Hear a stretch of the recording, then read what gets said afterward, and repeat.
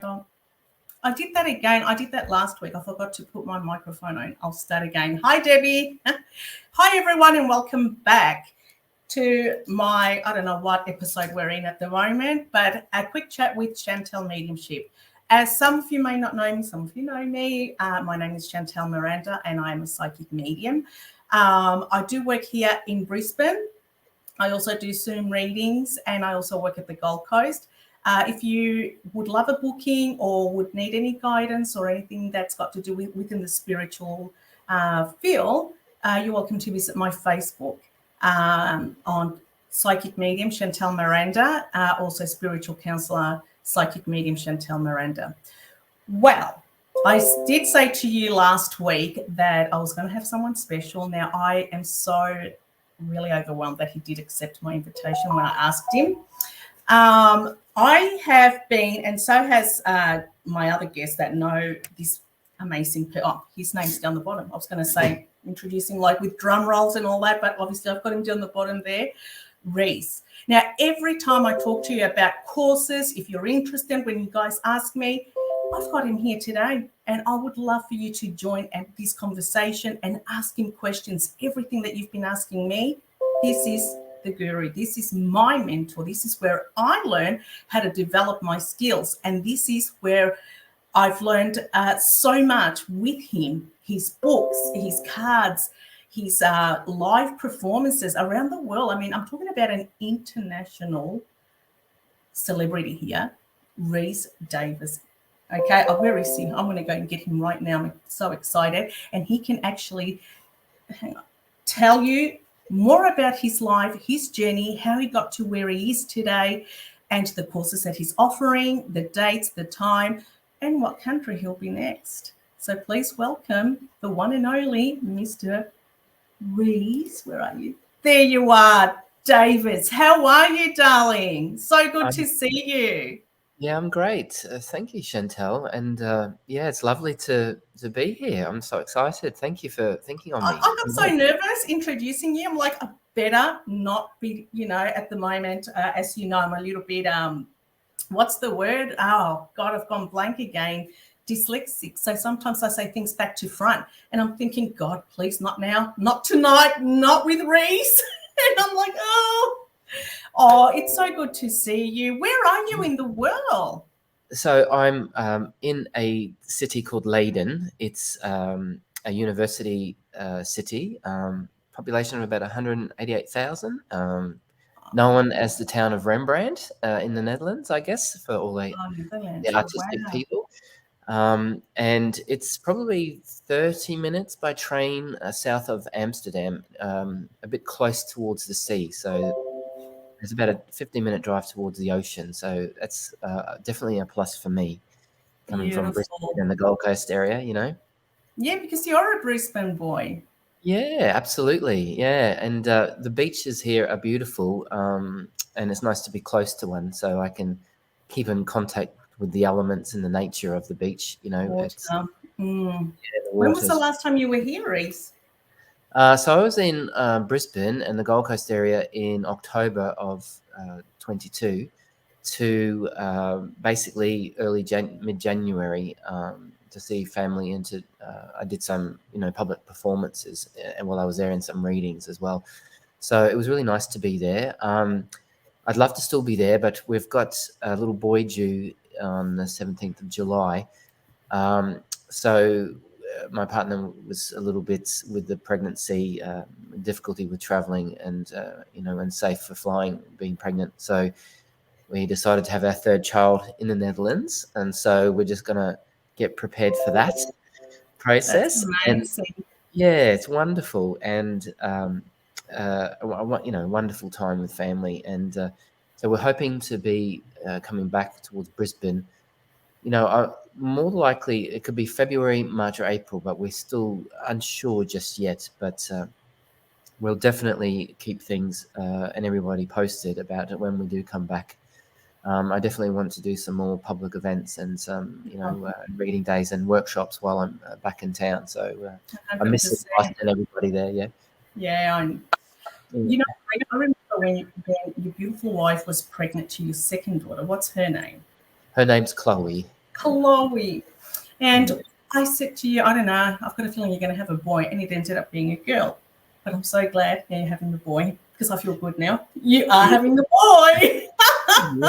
Yeah. Well, it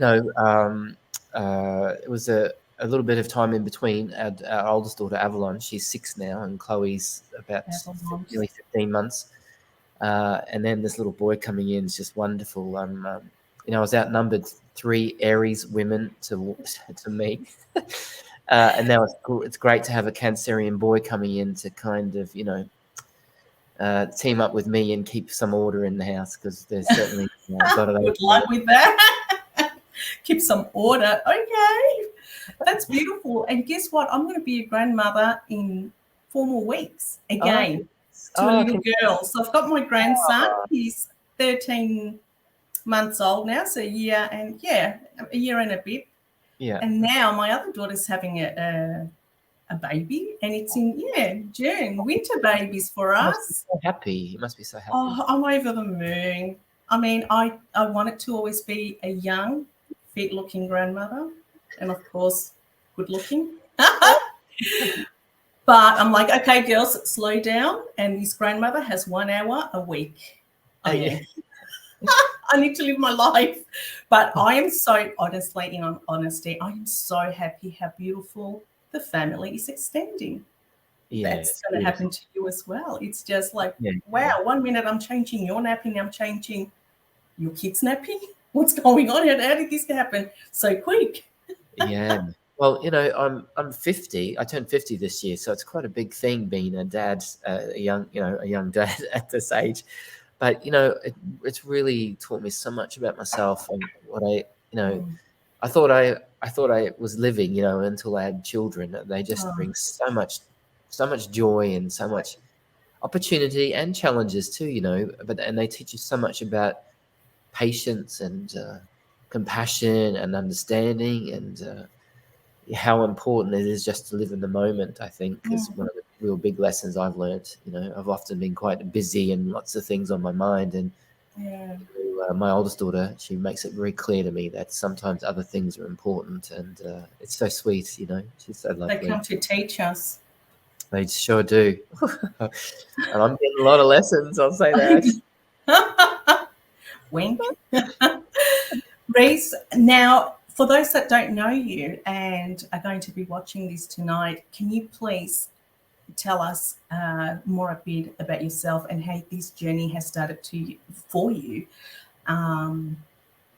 Yeah, well, it's interesting. I had my own business for 20 years in environmental science, and I employed a few people at the time. And maybe once a year, I always felt like I needed guidance. So I started seeing psychics and mediums once a year at least, to kind of get some extra insight. I wasn't sure if I believed in it really, but it just resonated with me. I just had this feeling like I need someone outside of my normal everyday life, without any judgment, giving me some feedback, to help and guide me. And that kind of progressed into being more interested in it. And then it went on to, I went to a few workshops and, sound healing things, and tried some different modalities. And then I went and saw a guy called Tony Stockwell, who is like my mentor, there. And I saw him do a demonstration. And I just said, wow, that's incredible. This person really made me feel like maybe we don't die. And because the evidence he was giving was amazing. And anyway, I kind of, moved on from that for a while and was caught in my business life a little bit. And then in a meditation, my deceased grandmother came to me, and she wasn't alive when Google was around, and she basically said, you need to Google this school called the Arthur Findlay College. And I could see her in my third eye. I could hear her voice in my mind. It was in this meditation, and I was just overwhelmed with emotion and feeling like I could really feel like my grandmother was in the room, and that I could hear her voice, and we were having this thing, this spiritual moment. And so I wiped my eyes and recalled what she'd said, and I went straight to my computer and I typed in the Arthur Findlay College, and this place was real. and they teach metaphysics and spirituality and mediumship for over 200 years. It's in the county of Essex in the UK in England. And I just went, wow, my grandmother told me to go. Wow. So I kind of told my family and friends that I was going to England for a week to study horticulture and landscaping, because that's what I was primarily doing in my everyday life at the time. And I went there, and it changed my whole idea about life in general. And I went, I'm going to look at winding up my company of 20 years. I'm going to look at how I see myself and how I treat my body and what I put into it. I made a conscious decision to even become at least vegan at that time, Mm. and stop drinking. And that week, I met my fiance at that school at the same time. Wow. So, Beautiful. and I went, I'm going to come home and I'm going to work on this. I'm going to maybe learn how to do it better or try and study it more. I didn't realize it was something you could learn. And I met the love of my life all at the same time. It was an amazing week. So my grandmother was a matchmaker in heaven. I'll say that, you know. Literally. Well, if I didn't go, I wouldn't have met her, No. If she Here we wouldn't have are. told you, you wouldn't have gone. And correct. It's all connecting now. Well, it kind of progressed on when I got there. This is really, some of the viewers might find this interesting. I was so scared and terrified, and I'm sure you've had a lot of people with questions asking about how it all you go about it and what you fear and what's real and what isn't, and trusting your thoughts, and are they your thoughts or someone else's thoughts? And there's all this confusion in the beginning, and you probably felt that too when you were starting out. And I had no idea what trance was. I'm in this queue. We're filling out a form. The college basically asks you, what your experience is. And I went, I'm interested in maybe psychometry and just a beginner. And then it says, what do you feel about trance? Have you got any experience in it? And I didn't even know what it meant. So I asked this other student, I said, what's trance? And she goes, oh, I think it's when spirit take over your body and talk through you. And I was like, no way. I circled it 5 times and said, not interested. And then, of course, I went into a meditation with the rest of the students while the teachers were working out who was in whose class based on abilities.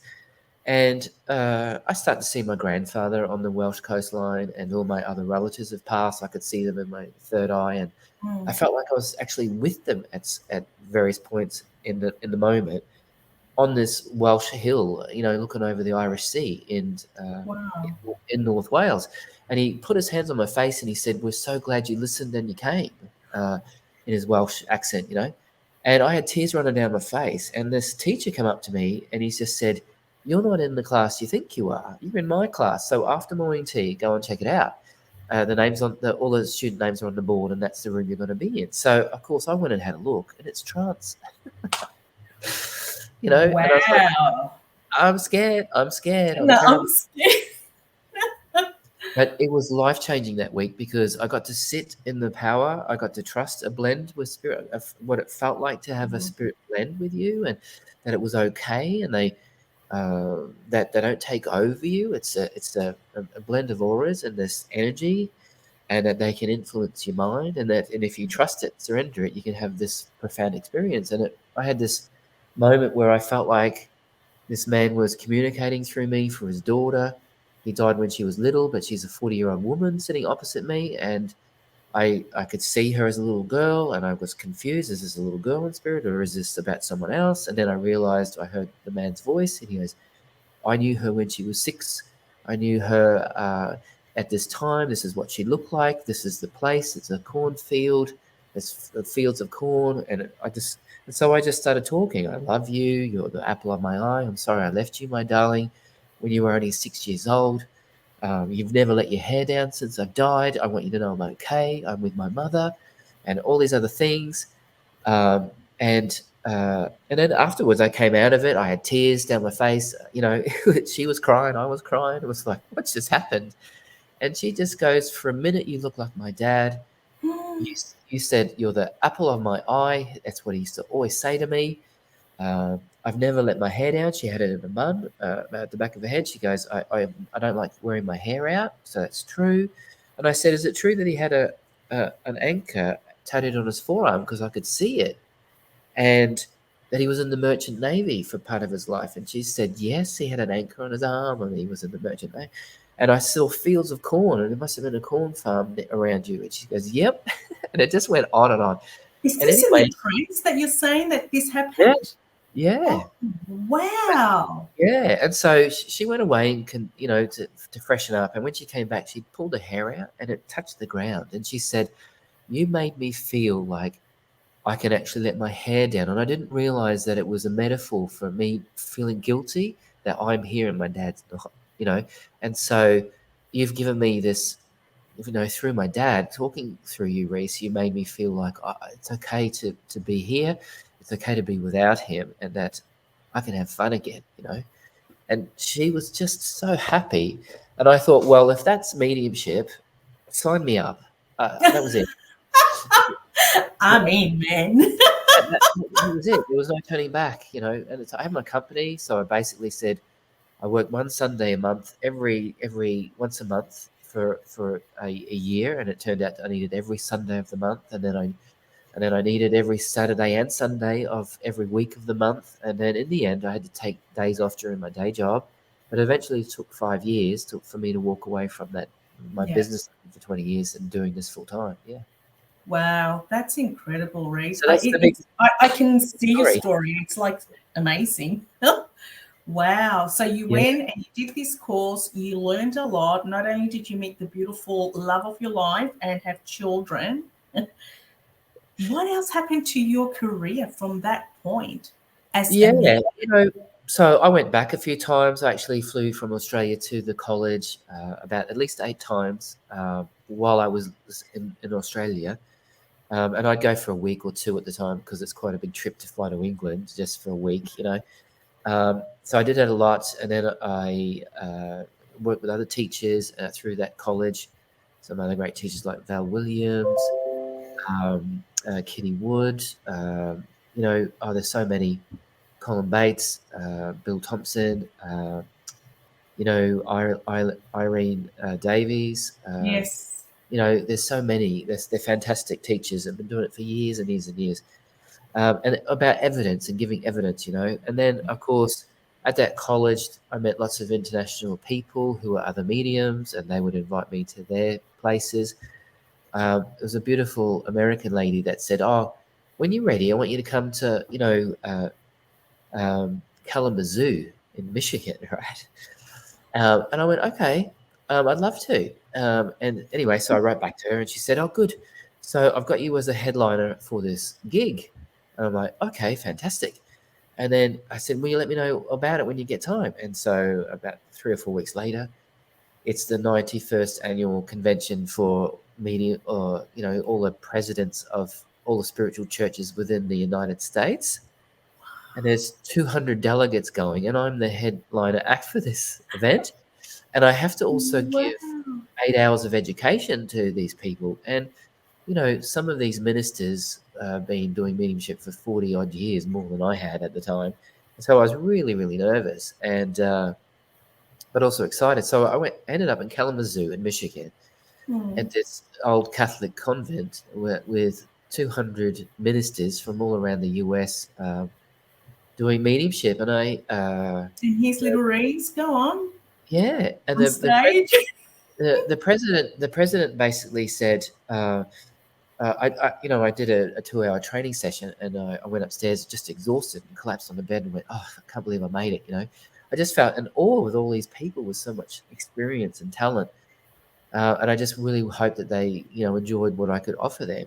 And so I was really exhausted. Anyway, there's a knock on the door, and the president goes, "I just want you to know you're on in 5 minutes." And I'm like, "What do you mean on in 5 minutes?" And she goes, "Well, because you've come all the way from Australia, I've got mediums lined up to do a presentation, but everyone knows them. They've been doing it for years at this convention. So I want you to do it instead. So you're gonna go down and do 2 hours of mediumship in front of everybody." I, I was like, "What?" So I had no time to think about it. I just grabbed my blazer, put it on, and I went down. And I think because I didn't have time to think about it, I didn't stress out. And it was just magical. It was so Yep. wonderful. And spirit really came for me, and I was able to talk about all these things that were very much, that were American or related. So types of food and things that I didn't have much reference about No. and understanding, but it all came out at the time, and it was lovely, and it gave me the confidence. Well, I can do this, and it's something I can keep doing and keep practicing, and I can get better at it. And so that's where it all opened up. I just had wonderful people take the opportunity to have me at their places, and it gave me the confidence to keep going, and I just got better and better, and just kind of perpetuated after that. I got asked to work in Sweden and the Netherlands here, of course, and Mm. You were Canada. everywhere. You did classes in Bali. Where did you do your other class? In Yeah, and Phuket, Thailand. Thailand. Can you tell us about that? I have to, before you say anything, I have to tell you guys, I did a Bali course with, what was it called? With Sue. And what was the course called? It was a retreat. Yeah, Soul Quest. Mediumship development. What was it called? Soul Quest. The Soul Quest. That was my biggest eye opener, and that's what got me here today doing what I do. Because Rhys, the way he taught us was about working with the gift that you have, not trying to be anyone else. And unfortunately, sometimes we do have, and I'm not talking bad about anyone or anything, but this program is about saying how it is. But I have had experiences as a student here, where I'm living in Australia, we really have no idea. So when I went to Bali, I went for a spiritual journey for myself. I read the pamphlet where it says learning your developments, mediumship, and I did the same thing you did. So when I got that there, it was the best investment I ever made. We had, was it 5 days? Was it 5 days? Yeah. So the first day we all got to meet each other. Hello. Everyone was mind like it. And it was at the best place that you can think of because it was so holy. I find that part of Bali very balanced, holy, and just, I don't know, the energy is very nice, very soft. Where was it? It was at Ubud. Ubud. Yeah. And, there was Diane Thomas as well, another fabulous medium from Melbourne area. If anyone listening and from the Melbourne area, I highly recommend Diane. She's just fantastic. Diane. And Sue Williams, William.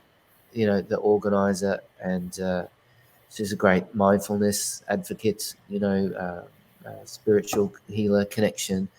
She's works a lot with women and runs these great retreats to Ayers Rock and things like that. She just did one. Empower women, and that's what she did. She did the empowerment medium. It was well organized. There is not a default. So that's where I learned my skills that I have. And, you don't stop learning, because I am also involved in other workshop that Rhys does through the internet. Even though he's like a million hours away from here, it only takes a click now to connect with him. Now, with the courses that you offer, can you, because a lot of people do ask me, like, where can I do this with? I can only offer basics, chakras, energy. The rest, I leave it to the you're that way, sorry. I leave it to the experts, And I'm always referring the people who are here online now to you. And like I said, it's a pleasure and a privilege to have you here today, because let's hear it straight from you about what you teach when you do teach mediumship, when you do trance. What is your what would I say? What do you think? What do you recommend? What is your thoughts? Well, the 10-week course that I offer online, How to Talk to the Dead in 10 Easy Steps, it basically follows the book, How to Talk to the Dead in 10 Easy Steps. And so each chapter is basically a week in training. So you don't have to, but it's recommended that if you get the book, you have that if you do the course as well, because you read the first chapter, then you can go online to the mentor program that I offer through my website. You can basically watch a 1-hour tutorial video that goes into more detail about that first chapter, for example, each week. And then there's a little bit of homework there that comes with it, whether you choose to do it or not. You don't have to; it's optional. The homework, and then we have a follow-up hour and a half group session where we put that chapter and that tutorial video to practice and implement it. And so we do group sessions with each other as a group online, but there's also breakout rooms where the students can go off and work with individuals as well. And that carries on over a 10-week period. So it's a basically 10-week course from start to finish on how I basically became a medium. It's not basically saying that you're going to master it and be an expert after 10 weeks. It's basically saying these 10 steps will help you give you a structure and give you the opportunity to take that forward. And over time and years of practice, then you can master it.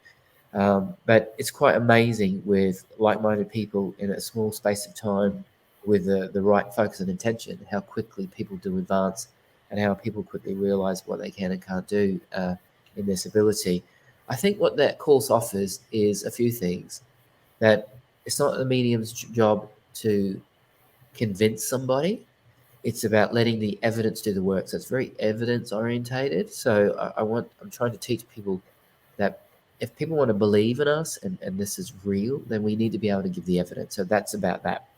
Then there's about focused attention awareness or having a prayer, like, you know, focused attention awareness is shifting your focus from yourself to the needs of someone else. And when we do that, something amazing happens, not just for mediums, but for all of us. And with time and practice and learning about that sensitivity, we can really do great things. I highly encourage people to read about Edgar Cayce, the Sleeping Prophet, because he was the I guess the pioneer who came up with the concept of focused attention awareness. And even great physicists today like Stephen Schwartz and Russell Targ, who are on TED Talks and things like that, all talk about Edgar and how wonderful he was at the time. What was cool about him, he was he was a devoted Christian. He read the Bible every year and taught Sunday school, but he did over 14,500 documented sessions of shifting his focus to the needs of someone else and being able to heal them, give them guidance, life-changing evidence, connecting them with loved ones, and it's all still available. And so these scientists really love his work, especially the physicists. They're really into his work. So I highly encourage people to look up Edgar Cayce. And then there's using the 4Ps, which myself and my partner Breeza came up with. It's the ability to be able to profile a spirit from physicality through to personality type traits, uh, passions and things about them that could be evidential to make people believe that it's possible, that we have a loved one and we're talking about it. And then there's this whole process of, the purpose of communication and where does that spirit come? And then what I love, what's missing in a lot of mediumship at the moment in modern times, is the ultimate goal of mediumship is to make a person walk away thinking that their loved one is still with them today. So I call it post-life evidence. What's a medium or a novice or a student medium saying that makes the recipient feel like their loved one is actually still with them now and knows about their life now? So it's what the spirit sees for the recipient and not the other way around, because most people want to know where their loved ones are in spirit. But it's really cool if a medium can say, well, your loved one upstairs knows about this, because it makes people feel like maybe we don't die, and so the whole idea is to give the evidence, let the evidence do the work and not try and convince people. That's where we fall down a lot. We have to be true to the source and give that, yeah. And then hard work and persistence pays off over time. You never stop learning. I always keep going to school. I went to that college, Arthur Findlay College, even this year in March, to keep learning. I don't think you ever stop. If you do, then I think you're limiting yourself. Yeah. Mm. When do you think, now I'm going to ask you this question because I get a lot of people also asking, how often do you think someone should get a mediumship reading? If they're coming to see, Yeah, fantastic question. With my own clients, I say 6 months to a year. The reason for that is I don't want to be having any karmic influence on the choices and decisions that people make. So I'm not a typical fortune teller. I believe that thought's a living thing. So when I'm working with a client, I'll say, is it true you're having these thoughts with my own focused attention awareness? Is it true you're thinking of this? Or if I'm with the spirit might make me feel like saying, oh, your father in spirit tells me that you've just gone and got a new boat, and you're going to go out to the Morton Island and go fishing from Point Lookout. But be careful and make sure you tell people where you go and where you're going, and make sure you have flares and all these other things. Mm. As an example, or that your mother in spirit knows that you've just got accepted into university, or you just had a beautiful baby girl after she's died, and you've passed on her name in the middle name, and it's Grace, and it means everything to her. That kind of thing is really powerful if you can get that from the Mm. spirit, because we're a spirit and they're a spirit, so we can use our own spirit power, like Ed Casey talks about, or we can actually get the power from the spirit as well. And so there's two things there, Mm. and a lot of people don't know about that, particularly a recipient, but that's what I try and do. These courses online are gradual. So there's course one, which is, a foundation course. Course two is for those students who want to do it as a business. And then course three is the altered states and the trance aspect, where we look at drawing and automatic writing and how spirit can influence us to be creative and make beautiful things. You Mm. know, why people, write songs, you know, Imagine by John Lennon. You can't tell me that wasn't, you know, Oh influence. no, Elvis. I totally built. A lot of other artists. Yeah, 100%. That was an Yeah, influence. yeah. When And do I you? do offer private training too now. So that 10-week course, I actually, without a group session, because we're having a baby, I do offer private intuition. So you can do all the 10-week tutorial videos and the homework, and then you get 2 private sessions with me at week 5 and week 10. And a lot of people find that favorable too, because they can work in their own time. You've got all the time you need to do it. Um, and then later on, you can come and do the group sessions when the group sessions are on. So a lot of people like that aspect too now. So, yeah. Yeah, it's especially really good for people who are already in that journey and those who are starting to be in that journey to understand that what you have just explained. It is. Do you find that it's important that you do join a group with Mind Like It, that you can grow? Yeah. What are your Oh, thoughts? absolutely. Yeah. When I first started out, I went to I was in the UK, right? And there was Mm. Irene McGilray, great Scottish medium as well. She said, "Oh, I've gone to Brisbane Spiritualist Church and done Dems there," and I'm like, "What? You have a church? What, Brisbane has a church, and I don't know about this? What? Psychic I am, Yeah. uh, and all of a sudden it really resonated with me, because Sir Arthur Conan Doyle, who wrote Sherlock Holmes, this is where this inspired writing comes from. He was a pioneer spiritualist. He's in the Spiritual Hall of Fame with the Spiritual National Union in the UK.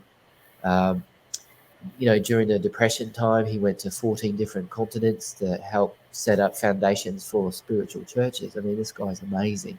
And he wrote Sherlock Holmes for us to all enjoy, and the movies that have come from that. And he laid the foundation for the Brisbane Church in 1903. Uh, Wow. and if you go downstairs and have a cup of tea and a biscuit Mm. at a beautiful church, you can see all the photos of him at the time. It's just wonderful.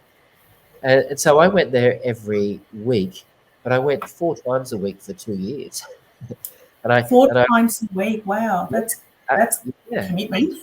Yeah, I was obsessed with it a little bit, and then Yeah. it didn't include weekends and going to other spiritual fairs and expos and watching other mediums do demonstrations. So it was a really big passion of mine. And of course, I went to 4 different circles. There was a healing circle on a Monday, and the other circles during the week were, psychic and mediumship development circles, where there's a meditation and you work with psychometry, touching and feeling an object Mm. that doesn't belong to you, and try and see who it connects to, sensing feelings, emotions, all that kind of thing. Because if you can learn to trust to talk about what you get in your mind about an object, it's easier to then transition over to a person later. So that's the reason why a lot of churches do psychometry and home circles, because they're a safe place to start, and it takes time and practice. It's so sensitive, this work. And I think with churches, they also teach you, when you're a beginner, you want to share everything that you get. And a lot of mediums still do this. They share everything. But an experienced medium knows what to say and when to say it, and not what to say and when not to say it. And so there is an art in also being discerning and being sensitive to what should be said at the right space and time. Yeah. But when you're a beginner, you just get all the stuff. I see red. I don't know what it means. I saw a beach. I've Yes, seen someone yes, walk we the do. dog. I feel like there's a grandma there, but I'm not sure. Am I Yeah. just making this up? you know? Yes. And so these churches and home circles are brilliant for that kind of thing, because then you can really feel confident. And I think that's what helped me excel quicker too. But I think also my job working in the forest helped build that sensitivity. And this is where some people advance quicker than others, and some people and some students might doubt themselves. Why isn't it happening for me when I've been in the same circle for 10 years, and that person's only done it for 1 year, and they're already traveling and work doing it for a living? Why them and not me? you know it comes down to nurturing. It comes down to your environment. It comes down to, if you've done yoga, for example, or meditation, or practicing mindfulness, then I think over time, with practice, you're going to be able to go from one way of thinking to another way of thinking, and be able to do it like this. And Mm. that has some barrier in it too. When you go to England, for example, where they've been doing it, they had the Mediumship and Witchcraft Act of 1735, and it was replaced in 2008. Oh, So wow. we're going back, mediumship going back that far in the UK, right? Which is Yeah. incredible.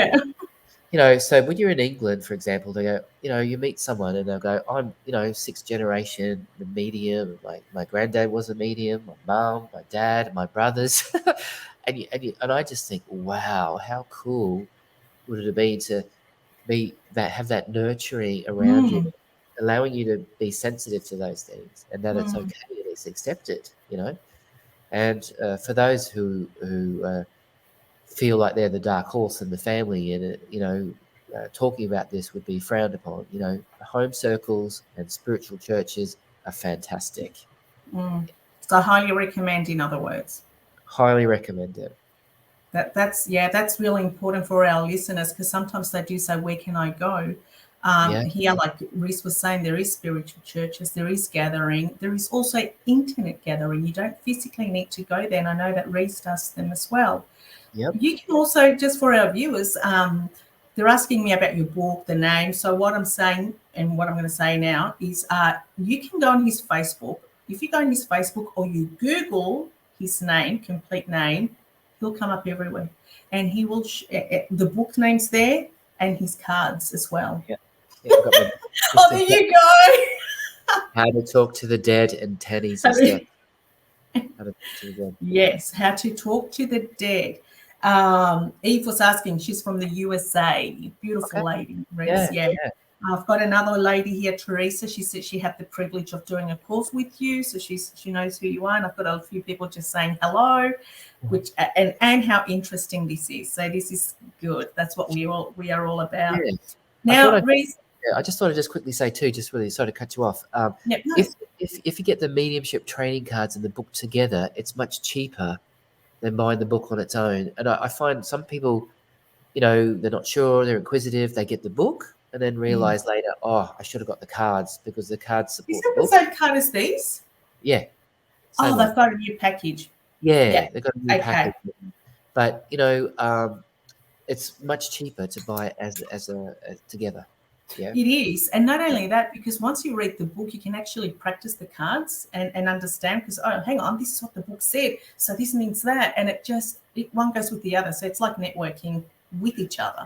Yeah, So it makes sense. these cards, by the way, they have 450 questions that you can actually, in thought, ask a spirit person. So this is all about trying to improve the evidence in mediumship.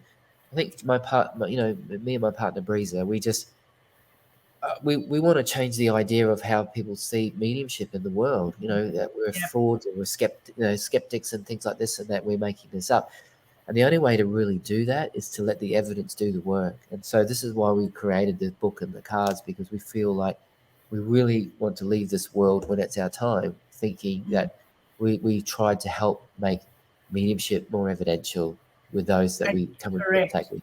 Yeah. And take that ugly stigma out of it. You know, there's one thing that annoys me, Rhys. I don't know if you get this. Has anyone said that you're a witch when you say you're a medium? Oh, you're a witch. And I'm like, Yeah. I've been called. no. And I always say there is a difference between all that and medium. Now, with the psychic, I'm going to ask, with the psychic medium, a lot of people, there is a difference, as we know, between a psychic and a medium. Yes. When you do your mediumship, so people understand this, a lot of people ask, I would like to connect with my mother, my father. Yeah. Do they have a message? And then we give the message. And then the psychic automatically kicks in when you can foresee a little. Okay. Can you explain how that works with mediumship and the connection they have, please? Yeah, well, absolutely. Well, everybody's psychic, but not everyone's a medium. But a medium is psychic too. So most of us have these feelings, these senses when we sense danger, when we don't trust someone. Everybody has that, yeah. But for a person who's sensitive to spirit, they're also very psychic, and highly psychic even more so. Because we're connecting to a higher source, we're connecting to a supreme power, and the influence of that. Now, psychism is basically interpreting the aura. Every living thing, or everything really, of physical matter has an auric field. It's been measured scientifically, right? And everything is encoded with a message on its history, how it's made, what its constitution is, everything. And so really a psychic is someone who can decode feelings and emotions and is sensitive to the feelings and emotions of a person, which is in their auric field. It can be, the aura can expand. Well, there's two parts to the aura. There's the inner aura, which is about the health and well-being. The outer aura is generally the emotions.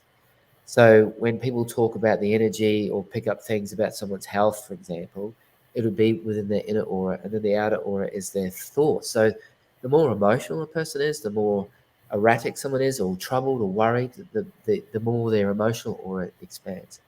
And they come with little embedded codes of color and energy and frequency. And in that is thoughts, feelings, and emotions. And a psychic that is good can pick up those thoughts and feelings, and the impressions of that. But a medium not only can do that, but a medium can actually objectively feel the thoughts, feelings, and emotions of a person. I must say this: typically, a skeptic would say, "Well, that's just telepathy. You're just reading the thoughts and the minds of another person." Well, technically, that's true. Mediums are psychics and mediums are telepathic. Yeah. But as we're telepathic to a person in front of us, we're telepathic to a person who's died as well. Because they're a thought of consciousness, we're a thought of consciousness, and so is our recipient. So does it really matter? What matters is the fact that we can do it in the first place. I was going to say telepath or no telepath, it's a gift. It's telepath. Yeah, that's how animals communicate. They telepath, animals. If we can telepathically get the thoughts from a person who's died, I mean, shouldn't people be pretty happy about that? Absolutely. But there will be, but there will be thoughts telepathically in the aura of a recipient, right? And so this is where skepticism comes in, where people go, well, are you really talking to someone who's died, or are you just getting those thoughts of someone who's died from the recipient, right? No. And so this is where sometimes I love kind of sometimes giving evidence to people where my clients go, well, I don't know that about them. And I go, well, go and find out. Because if you find out it is true, I didn't get it from your own aura, did I? I got it from something else. And what was that? Maybe that's enough evidence to make the person go away thinking, if I didn't know that, he must have connected to that person who died. So it must be true then. It must be true, correct. So that's where... Either way, like you said before, telepath, well, we've got a skill. Yeah. We know that Yeah. you're lying or you're not lying. Yeah. But we have that ability. It's given to us in our God right for Mhm. everybody, but some are more advanced than others, based on the empathy and the sensitivity to understanding it, how to interpret it from their own thoughts to the thoughts of someone else, Yeah. and how to communicate that. That takes time. That takes practice. That takes years. You know? The other thing that I get asked a lot, and you can clarify this for me, I've heard, and not from the grapevine, from the horse's mouth, that some people say they are medium and they can't go out because they see spirit everywhere and it gives them anxiety. Oh yeah, yeah. The first 2 years when I was doing this, the impressions, the blend of a spirit, it felt, more heavier. Hmm. Um, I feel some people are more empathic and more super sensitive to that energy too. I think where people fall down with this is if it's different to your own energy, then you got to fear it or not trust it. Hmm. But it's still a spirit.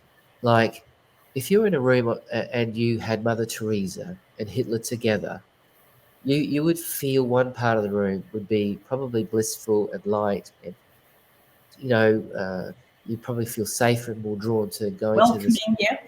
Yeah, than Hmm. it would be maybe something like the energy of Hitler in spirit, right? Hmm. But the energy is still there, and it's still a person. You know, um, a sweet grandmother to someone who's done a hideous crime, a murder, or for example, they're going to feel very different from each other.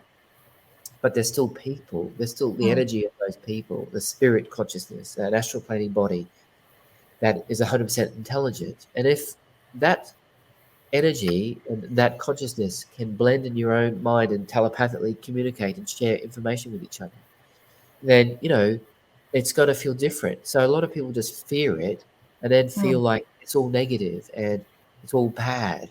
If I walk into a room and I know there's a spirit there that's been there for a while, or it's connected to the property or whatever, I just go, hey, I sense you, I feel you. Do you want to talk to me? What's this about? Have you got a message for me for someone in this house? Have you got a message for what's been done to you? Can I make that known to someone else? And generally, they respect that and they, communicate that. What's a classic example? Um, okay, there was a moment where I said I was staying at someone's house and I said, tell me about this man called John. He's really tall. He's like 6'7". This man is huge. He like turning the light off in my hallway, while Hmm. I was sleeping in this room, and he's saying that this was his house, and he's disappointed with what's happened to the land around him. So the next day, the caretaker comes, she was hosting me. This lady, Hmm. it was in England, and it was next to a cemetery of all places. Typical, and I said, so tell me, does John have any bearing? A really tall man. He made me feel like he owned this land or it was his, and he's not happy with what's been done around the land. And she goes, "Are you kidding me? He was the original owner, and when he died, his two sons inherited his farm, and they subdivided it into other houses, and it Hmm. was against his wishes with what the boys had done since he died, and this was Oh, through someone else that had knowledge yeah. of it, right? And after that, the next night there was nothing, That's amazing. That you is know. so amazing. I love the way that works. Yeah, and that lady had connections to those sons, and no doubt that she would have said, "Hey, Wow. your dad's not happy." Absolutely. Your You know, dad knows. And he said, out of the great, the other thing I was going to say to you, that a lot of people also ask me about, and you can clarify. Oh God, I've gone blank. It has to do obviously with mediumship. That when spirit do connect with us or with yourself, some people say they get their hairs go up, they get chills, or they know something in their hands, or they have different way of knowing, okay, they're here. yeah, How does that work for you? yeah. Well, that whole sensation is it's energy that changes form. So it's really important scientifically for those who are interested in this. For an energy to occur, something else has had to change itself for that energy to take place. So that's why we're a form of energy. We're scientifically proven, tested. Um, thought is energy, okay? It's 50 microvolts of energy measured from the skull, right? When we think of something together, right? When we have a thought of a person or a loved one, it can be measured, but it's only about like less than 5 millimeters. It's really small, so it's hardly visible, right? For for a million people to sit together and have the same thought, it would be enough energy to turn on like a torch, right? To turn on a torch. That's how Mm. much, that's how much energy it takes for that. So what's really interesting, right, is that scientists haven't been able to work out how thoughts from me get to a recipient, or the thoughts from someone who's died gets to me to pass on to someone else. They can measure thought very little, but they don't know how it gets from one person to the next, right? But there's something that's happening, and they still haven't been able to work that out. So that's something happening scientifically, right, around us. Yeah. So, but the energy in the hair standing on end is indicating that there's a shift in our energy field, there's a shift in our aura, and there's Mm-hmm. some energy emulating, which is probably highly likely electromagnetic, which makes our Mm. hair stand on end. But it's also a good indicator. I say it's a confirmation often when there's a real blend of someone trying to influence our mind when that happens. So for Mm. me, it's I'm connecting. For Yeah. me, the blend, and often it's a confirmation, getting the chicken skin or the goosebumps. Yes. There's definitely something happening energetically. And remember, we need their energy as well to make this happen. So they're Yeah. giving us a form of energy, and this is why it happens. Yeah. I guess a good explanation of that would be in a seance, for example, there'd be, the energy of the room. For example, curtains fall apart, people feel hot and cold, or different Mm. parts of the body feel hot and cold when there's the building up of energy, spirit energy. So they need our energy and we need their energy for something to take place. Yeah. So there's something going on. So that's where people get these sensations and feelings. Sometimes they're not sure Mm. about it, they doubt it, they're not sure of the mechanics about it, but it's Mm. also definitely a blend of spirit. And so something's happening. So Mm. So they did a most, good job. Yeah. Good on you. You're it's feeling definitely, it. it's definitely a Yeah. positive, it's definitely a positive thing. Yeah. Um, Yeah. but you got to keep working with it. It takes time and practice, and you need to learn and understand the mechanics of it Mm. so you know what's going on. And that's where you need training. That's awesome, Rhys. When are you back here? When are you going to start doing your courses again? Can we let people Yeah, know when you're going to? Yeah, we yeah. So understand the baby boy's coming soon. How yeah, exciting! yeah, absolutely. So I've got my courses online, so you can do the private mentorship course at any time at your own pace. That's available online as much as you like. You can go to basically my mentorship program on my website. The 10-week courses, it just depends on the baby. We're thinking we might be able to get another one started around September or October this year online. So so there's 3 10-week courses, different ones, beginning course, intermediate, and a more advanced course as well.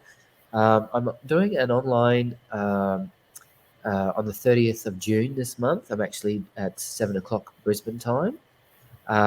If people, it's only $25, but if people want to come on, I'm doing a 2 hour demonstration online with spirit drawings. So if you want to see me draw and connect to people that way, there's limited tickets for that because I want to make sure I can get to as many people as I can.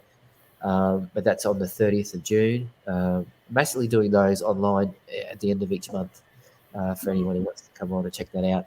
And then hopefully, maybe from February, or April, so maybe February, March, April of next year, we'll definitely be coming back. I hope to do a bit of a longer stay and go on the road and do some public demonstrations face to face and some workshops for the Brisbane Gold Coast area, hopefully Melbourne. And Mm. I'm hoping to tie in potentially a cruise, so a workshop on a cruise. Beautiful. Very good. and another workshop in potentially Thailand if possible. So Well, that's the one that Dan and I will definitely come. It'll okay, be educational / holiday / honeymoon. Oops, did I just spill something there? hey, what happens in Thailand stays in Stays in Thailand. Thailand. Oh, Rhys, it's been amazing having you on today. Thank you so much for, giving us your time, and just, advising everyone, where you're going to be. And we've got some people asking a few questions. I'll just see what they are. Yeah, we've got Oh, 4 minutes. I've got a few people that know you already, Rhys, and they've done. Look what we've got here from Teresa. Rhys Oh, is that's lovely. amazing. I'm privileged to do so many courses with you. Oh, thank you, Teresa. Yeah. Beautiful. I've got another one. I don't know where she's gone. Here we go. Debbie will love. I already follow Debbie. Rhys, and she's got your books as well. It's gone up Thank you, all the way Debbie. somewhere Sweet. there. Thank you. Yeah, it's lovely. I've got a few. They're all going everywhere. Yeah. But thank you so much. And I know that you. What time is it over where you are now? Yeah, so here in the Netherlands, it's almost 1 o'clock. In the afternoon? Yeah. Oh, good. I thought in the morning. I'm like, what?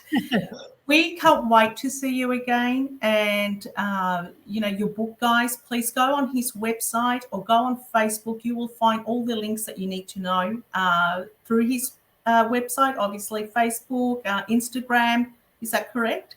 Yep. Yep. And the other thing that I was going to say to you, there's a lot of people who are interested in doing the cases, the cases, because we have talked about that we do solving. Well, we don't really solve them, but do you want to explain how that works? The cases of people who have passed away, murders, missing. Yeah. So you're welcome to. You can either send me an email if you're interested to be a part of it, or if you have a case of concern, send me an email about it. And then I have a monthly group that gets together on Facebook. You can also friend me on Facebook or reach out to me or send me a private message on Facebook, and I can add you to the group. And we meet once a month. It's the first Thursday. First Thursday of every month. And if there's a case that comes up, we'll work on it collectively. And so we're very discerning about that. I share the information discreetly. But I make sure the group don't know anything about that case straight up. And then I ask everyone for their own thoughts, feelings, and emotions about that, and their own psychic or mediumistic aspects about that. And then I take the consensus, and then I give that back to the clients or the families of concern or to the police, and with the attempt to help resolve that situation or that crime or whatever. But we do that for free, so it's a love space opportunity there. So if you want to be a part of that, you're welcome anytime. Yeah. Beautiful. Thank you so much. Well, thank you so much, Rhys. We'll leave you to here. Is there anything you want to say before we go? No, I'm just grateful, Chantel, that you had me on. I feel really honoured to see your journey and to see where you've come from over the time. It's the greatest gift that you could give me as a student, to see you stand alone and be your individual person, and to see you having a career in this. It makes me more happier. And it's all because, here we go, we're going to get all sentimental, but it's got to do with, and I highly recommend, Rhys, if you are starting in this journey, you will know, because the universe has a plan for all of us. It's all about the trust, and this is what Rhys gave me. He gave me that space where I can feel that trust, where I can actually experiment with what I was seeing, what I was feeling. As you know, Rhys, when I went to the course, I am 5th generation, but I wasn't nurtured. I wasn't nurtured like people would think. It was the opposite. They didn't want me to do it because they were worried about my mental state or what I was going to do. And unfortunately, my grandmother wasn't one of these. She's South American, so it's a little bit different. Yeah. So you can't stop what you have. You either go crazy or you work with it. So obviously this was part of my journey to find the spiritual church, to find you, because I didn't know you 5 years ago or 6 years ago. And all these things that happened because it was meant to be. So I was guided to your courses. I was guided to everything. And like you said, your mentor opened your eye and you said, wow, that's what you did to me. Wow. So as a Scorpion, we're very loyal and we don't forget those who helped us because we do the same. Do I sound like I'm a mafia? No? Yeah. But you know what I love about you is you kept loyal to yourself, and you've kept your own style. You're not trying to be like anybody else. You're just trying No. to be authentically you, and that's what means so beautiful. You know, like I think there's a bit of a misconception that if people watch a celebrity, for example, and think, well, that's how it is, and it's not. If it's not done like that, then it's not how it is. Yeah. But the same, you can have 10 mediums in the same room talking about one person who's died, and they'll all bring in different aspects about who that person Yep. was. It's never the same. So No. why should we be like everyone else in mediumship? Like, stick to yourself, be authentic, be original, take what works and leave what doesn't work. But, this And is that's what something. you gave me, because I was always, or I was told, no, you can't do that. And when you were not even finishing your sentences with, spirit, no, you can't say it. So through the whole journey of my first experience, it was very daunting. It was like, oh, do I not do this? Do I not do that?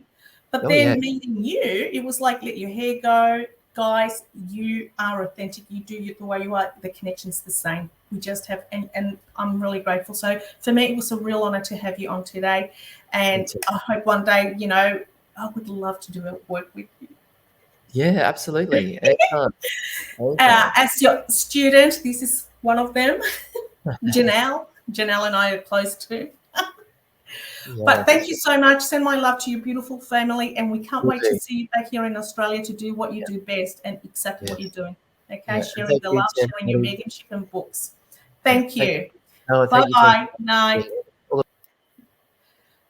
Well, guys, thank you so much for joining me. And those already who know Rhys, it was just an amazing conversation today, a quick conversation with psychic medium Chantel Miranda. And look, I do highly recommend his book. His book has been amazing. I have passed on my book that was given to me to another lady who has, I think she's in Melbourne, in Melbourne, who much needed this. And the book is being passed on. However, I do use the cards, which I truly love, because sometimes you forget or you just run out of questions that you want to ask for evidential mediumship. But anyway, guys, love you all. See you next week. I'm not going to tell you who is here next week.